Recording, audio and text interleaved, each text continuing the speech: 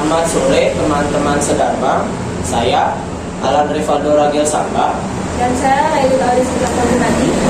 Di kesempatan yang berbahagia ini, saya akan bertanya hal-hal yang berkaitan dengan Kamala Sutta serta Ehipasiko.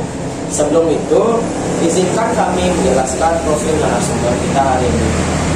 Beliau adalah Romo Gotonggo. Beliau sudah lama berprofesi menjadi seorang pandita. Bahkan saat saya masih kecil hingga sekarang beliau masih eksis menjadi seorang pandita. Baik, selamat sore Romo. Apa kabar? Baik. Apakah kami boleh tahu identitas Romo dan sejak kapan mungkin Romo mulai mengenal agama Buddha? Ya, terima kasih anak-anak semuanya. Memang saya dari tahun 1999 dan menjadi pandita dan sampai hari ini. Dan saya lahir di Denpasar pada tahun 1952 dan sekarang sudah berumur 71 tahun. Dan selanjutnya saya akan perkenalkan sejak yang menjadi tahun 1999 telah menjadi pandita sampai saat ini di wilayah binaan kami adalah Kabupaten Gianyar, Kabupaten Tok, Jepun, Tawati, semuanya itu adalah binaan kami. Ya itulah yang bisa saya sampaikan tentang identitas saya.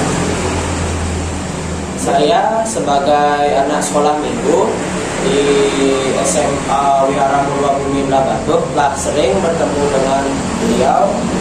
Ya, jadi di kesempatan kali ini saya mau menanyakan hal-hal yang berhubungan dengan Kalama Sutta serta Ehipasiko. Baik, sebelum saya memberikan pertanyaan ke Romo, mungkin saya akan menjelaskan secara singkat apa itu Kalama Sutta dan Ehipasiko. Baik, Kalama Sutta itu adalah sutta yang menitik beratkan pada memilih agama dengan rasionalitas berpikir yang dilandasi dengan ehipasiko pada segala fenomena yang terjadi. Buddha mengingatkan kita untuk tidak percaya saja kepada materi yang tercatat dalam kitab suci. Agama Buddha adalah sebuah agama yang mengajarkan kita untuk mengerti bahwa manusia bukan untuk agama, tetapi agama untuk digunakan manusia. Agama dapat diibaratkan sebagai rakit untuk menyeberang pantai.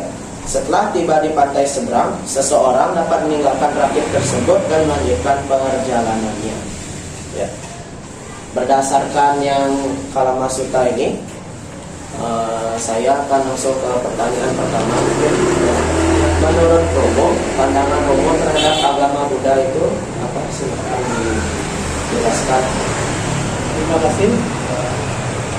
Jadi, karena menurut saya agama Buddha sesungguhnya mengajarkan kita tentang kehidupan, bahwa kehidupan ini adalah tidak kekal atau duka. Kalau kita buka halaman pertama di dalam kitab agama Buddha atau buku ajaran agama Buddha, pertama yang dikenalkan adalah tentang duka. Duka di penderitaan atau tidak memuaskan, duka sebab duka, lenyapnya duka, dan jalan menuju lenyapnya duka. Ini jelas diajarkan oleh Sang Buddha bahwa kehidupan ini adalah tidak kekal. Nah, dilanjutkan dengan 8 jalan utama, itu satu rentetan. Dan juga di dalam ajaran agama Buddha ada juga yang namanya hukum karma, ada juga yang disebut ketika pemuda, jadi hukum sebab. Nah, jadi inilah yang saya tahu agama Buddha seperti itu. Jadi tidak sama dengan ajaran-ajaran yang lain. Mereka kalau di agama Buddha, kalau mau hidupmu bahagia dan damai, pada saat ini lakukanlah hal-hal yang berguna yang dicantumkan di dalam agama Buddha, yaitu perbuatan baik, memiliki moral yang baik, menghindari kejahatan. Kalau saya singkat, itu adalah menyangkut di bab pertama Sang Buddha, yaitu kurangi kejahatan, tambahkan kebajikan, sucikan hati dan pikiran. Inilah ajaran agama Buddha. Jadi pandangan saya, agama Buddha itu tidak ada sama dengan ajaran yang lain. Karena agama Buddha menunjukkan kita sebuah jalan. Jalan itu yaitu 4 kesenjataan, 8 unsur, kama, paticcasamuppada atau hukum sebab dan akibat. Inilah rumusannya untuk mencapai nibbana. Karena agama Buddha akan membantu manusia itu terlepas dari penderitaan, dan jalannya sudah jelas ditunjukkan oleh Sang Buddha sendiri. Itulah yang saya tahu mengenai agama Buddha. Apakah setelah kita mungkin meninggal, apakah hukum siapa yang menanam dan siapakah yang menuai itu berlaku? Tetap berlaku. Karena selama kita hidup, kita mengumpulkan kebajikan atau sama baik yang kita lakukan, itu yang akan mengkondisikan kita setelah kematian. Jadi di saat ini selalu ditekankan lakukanlah kebajikan sebanyak mungkin. Ini adalah bekal untuk kehidupan kita. Baik, jadi saya akan melanjutkan ke pertanyaan kedua. Ya. Jadi pertanyaan kedua itu, menurut Romo, konsep penyelamatan di dalam agama kita itu seperti apa? Terima kasih. Jadi istilah penyelamatan itu digunakan di ajaran orang lain. Di ajaran agama Buddha tidak kenal yang namanya penyelamatan. Yang ada adalah lindungi dirimu sendiri. Nah, ini dijelaskan di dalam hukum kama itu, sistem yang tadi Abel sampaikan, bahwa sistem menuai apa yang kamu tanam itulah yang akan kamu hasilkan. Kalau penyelamatan artinya melindungi diri sendiri, yaitu dengan melakukan sesuai dengan dhamma. Jadi Sang Buddha menyatakan siapapun yang melaksanakan hidup dengan dhamma, sesuai dhamma, baik di saat ini maupun di saat yang akan datang, hidupnya akan bahagia. Jadi itulah yang akan melindungi si pelaku ini. Jadi tidak seperti ajaran yang lain bahwa ada sosok yang melindungi kamu. Dia Bapak Buddha tidak. Diri sendirilah yang akan melindungi kamu dengan hasil perbuatan yang dilakukan. Karena itu nanti ya. Baik, sekarang saya izin ke pertanyaan ketiga. Ya. Menurut Romo, Ya. konsep ehipasiko itu seperti apa? Mungkin bisa dijelaskan? Ya, ini sangat jelas sekali. Ini pasiko itu kita diajarkan untuk mengenal secara benar apa itu ajaran dan untuk mempraktekkannya sebelum kalian menerima ajaran. Jadi jelas ditegaskan di sini, hasil nanti setelah kalian benar-benar tahu itu akan bermanfaat bagi dirimu dan juga orang lain. Tidak merugikan dirimu, tidak merugikan orang lain. Terimalah itu. Jadi ini resiko yang dimaksud. Kita tidak menerima sebuah ajaran kata orang seperti ini, seperti itu, tidak. Berarti seperti kayak pendirian masing-masing atau Menyelidiki, mempraktekkan apakah ini benar, manfaat atau tidak. Itu proses yang begitu. Kalau dia bermanfaat, bisa diterima. Kalau dia tidak bermanfaat, jangan diterima.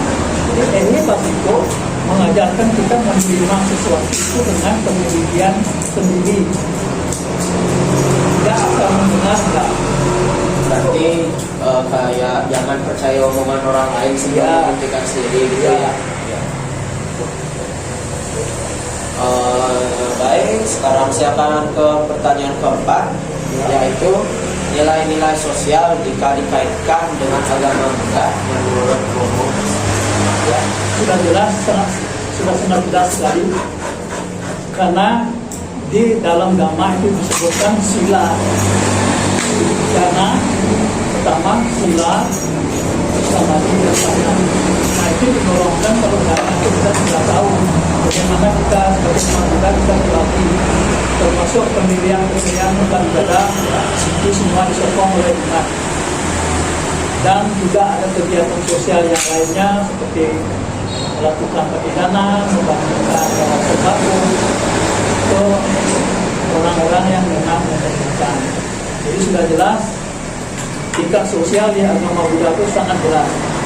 Karena ada dana sila samadhi kampanye yang disebut dana adalah perbuatan berbagi kepada siapapun yang memerlukan bantuan. Mungkin agak-agak mirip gitu ya sama dengan nilai sosial itu atau Pancasila. Berarti kayak dana itu termasuk ke kayak kalau menolong ya, kan kayak berdana. Ya, sekarang ke pertanyaan terakhir, yaitu hal yang dapat diteladani dari Buddha Gautama menurut Romo Gotongbo. Sangat banyak sekali, tidak bisa disebutkan satu persatu. Yang jelas inti dari Buddha sendiri mengatakan hidup untuk menjadi manusia sangat sulit. Nah, begitu kita menjadi manusia, masalahnya waktu karena kehidupan kita ini tidak kekal. Jadi manfaatnya dari apa yang disampaikan beliau saat inilah kita mengejar yang namanya melakukan perilaku kita, moral kita, semua kebaikan-kebaikan yang berhubungan dengan agama itulah yang dapat kita teladani, termasuk cara-cara beliau menemukan ajaran dengan betapa pembuatan budi, keberhasilan dan pencerahannya itu salah satunya. Dan masih banyak lagi yang bisa diteladani tergantung kemampuan kita masing-masing. Sampai nggak bisa disebutkan ya. Ya, banyak. Itu salah satu sebagian. Baru sebagian. Ya. Banyak sih ya sifat-sifat. Baik, jadi kita sekarang sudah di penghujung wawancara ini. Saya mengucapkan banyak-banyak terima kasih buat Romo. Jadi saya mengucapkan Sabe Sata buat Suki Tata. Semoga makhluk hidup berbahagia selalu. Terima kasih.